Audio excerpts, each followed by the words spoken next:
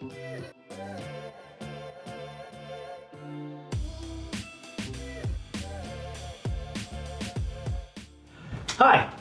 I'm Lisanti from Clark Surfboards, and today we're going to talk about the Hacksaw SU model. Like the Hacksaw, it's a nice performance shortboard, except it's geared towards better and bigger surf.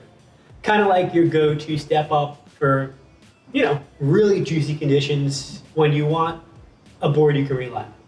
So I have two here, they're both my boards. One's a 510, one's a 6'1". And to show kind of how we customize our boards for people, in between each model, I'm going to show you the difference between the two boards.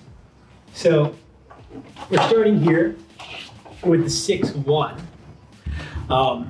This one I actually made for big point break, big reef break, not really hollow surf, just kind of big, like heavy surf, like when you got to get down the line to the next section. It's a good connect the dots board from section to section.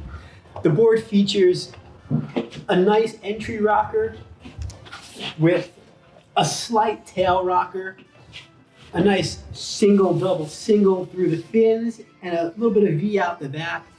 It features a softer rail line, only getting hard right by the back foot. This is to allow me to get through those big, fast sections. I want to be able to move as fast as I can, but I want to have some forgiveness if I happen to eat a rail or a big piece of chop. This is going to be like my safety board when it gets gnarly. And so far, it's actually worked really well for me. Overall outline is very clean.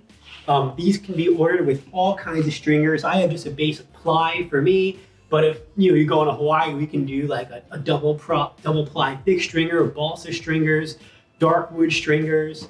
We could even do PVC stringers. There's a lot of customization here.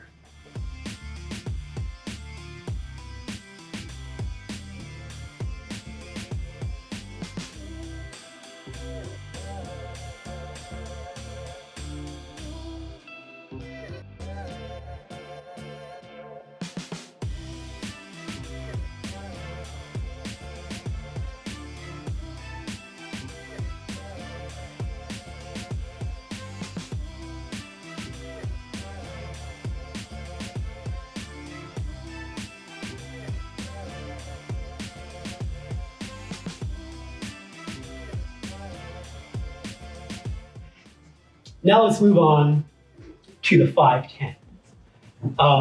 So I like to surf a lot of heavy barrels, big hollow tubes. And sometimes I find my regular shortboard just doesn't hold the wall tight enough.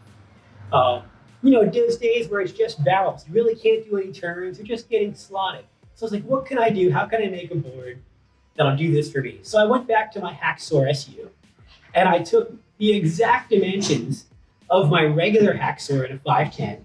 I added a pinnier tail that I pulled in tighter. I kept a harder edge going a little higher up so I could glue to that face.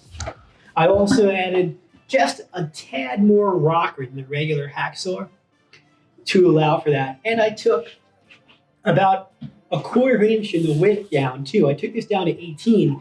It's just really, this is a knifey barrel board. This is gonna get me in there, put me in the pit, and I'm coming out pretty much all the time. I mean, I've glued to the face on stuff that, a bodyboard would have had trouble gluing to. So overall, this is a good barrel board.